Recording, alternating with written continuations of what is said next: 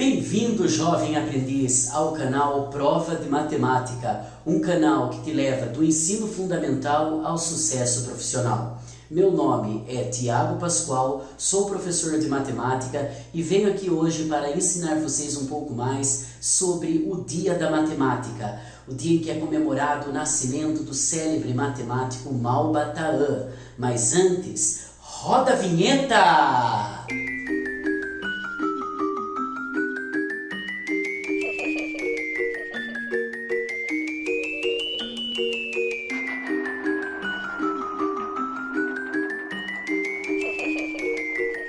Beleza, jovem aprendiz? Nós estamos aqui hoje para falar do dia 6 de maio, um dia especial para todas as escolas do estado e do país, o dia em que comemora-se o Dia Nacional da Matemática.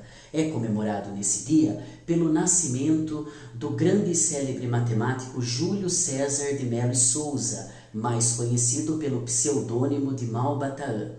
Nesse dia, foi decretado pelo Governo Executivo Federal a Lei 12.835 de 2013, estipulando que em todas as escolas estaduais e federais do país seja comemorado este dia com atividades culturais, lúdicas e diferenciadas, das quais incitem e propaguem o aprendizado matemático.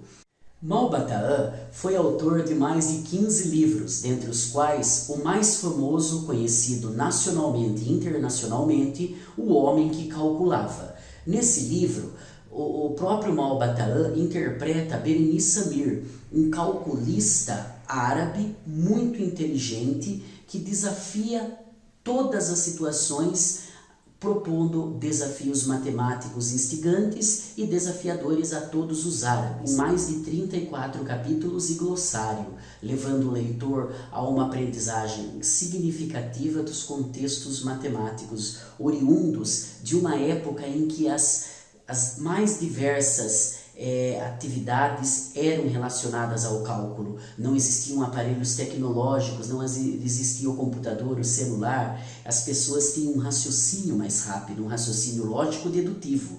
E Berenice Samir, que era o protagonista dessa história, desafiava reis, sultões, sheiks, árabes, dos quais colocava-os todos em saia justa, dando desafios cada vez mais instigantes aos mesmos. É uma história muito interessante do começo ao fim, desafiando você, leitor, a pensar um pouquinho mais o quanto a matemática está imersa na nossa vida, imerso no cotidiano. Um dos problemas mais instigantes do livro O Homem que Calculava, de Malba-Tahan, é o conhecido como o problema do xadrez. Nesse problema, o próprio Malba-Tahan relata a história de Lahur Sessa, o inventor indiano do xadrez, que se depara com o rei Yadava e propõe ao mesmo a seguinte problemática.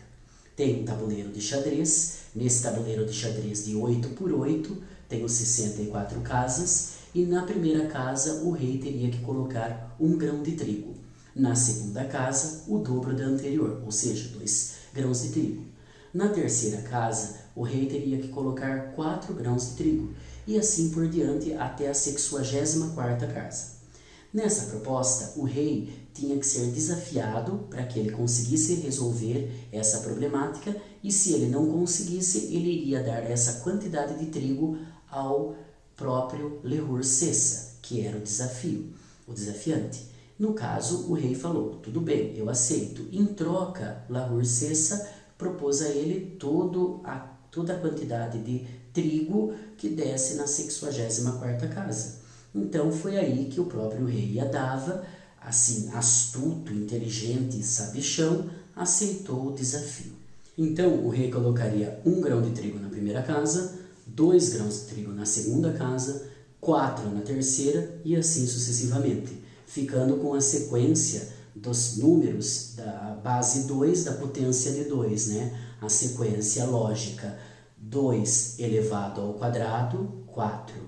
2 elevado à terceira, 8, e assim sucessivamente até 2 a 64, ou seja, 2 elevado à 64ª casa, menos 1. Isso tornaria uma soma, uma progressão aritmética do tipo soma de elementos numéricos, de termos de uma progressão.